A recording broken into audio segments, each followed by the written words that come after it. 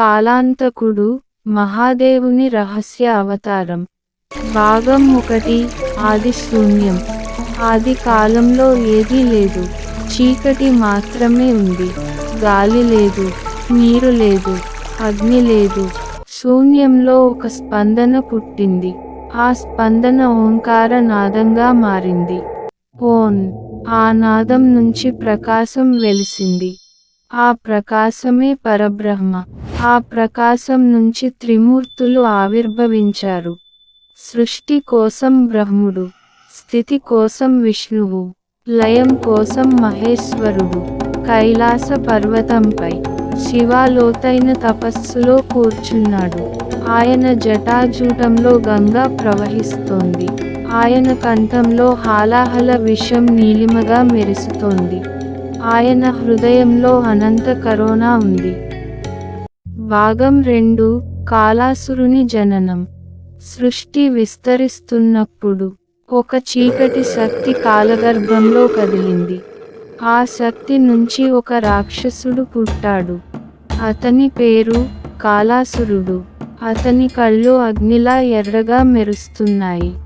అతని శ్వాస గర్జనలా వినిపిస్తోంది.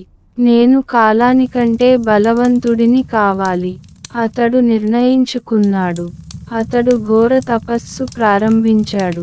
1000 సంవత్సరాలు అగ్నిలో నిలబడ్డాడు, వర్షంలో నిలిచాడు, గాలిలో తేలాడు. చివరకు బ్రహ్మ ప్రత్యక్షమయ్యాడు. రాక్షసా, నీ తపస్సు నన్ను సంతృప్తిపరిచింది. ఏ వరం కావాలి?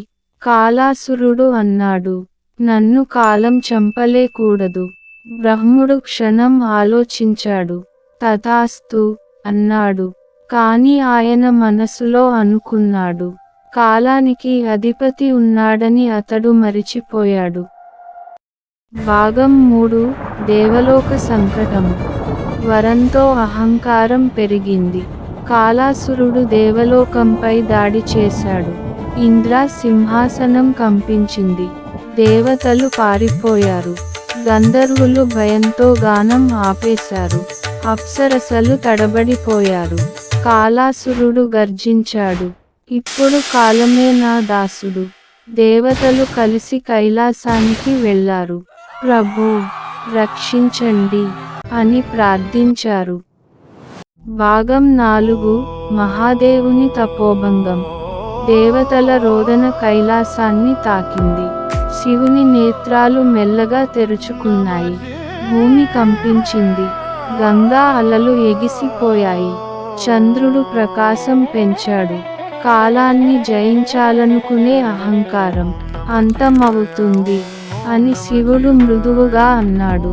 అతని కంఠం నుంచి అగ్ని జ్వాలలు బయలుదేరాయి. ఆ జ్వాల ఒక రూపం ధరించింది. ఆ రూపం కాలాంతకుడు. భాగం 5. మహాయుద్ధ ప్రారంభం. కాలాసురుడు నవ్వాడు. నన్ను కాలం చంపలేదు. కాలాంతకుడు సమాధానమిచ్చాడు. నేను కాలం కాదు, నేను కాలానికి అధిపతి.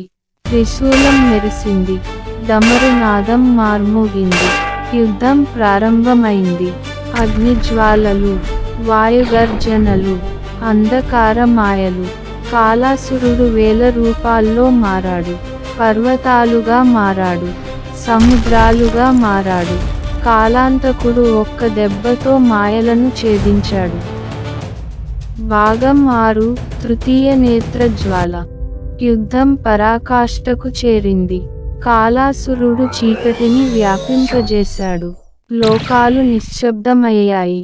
అప్పుడు కాలాంతకుడు తృతీయ నేత్రం తెరిచాడు.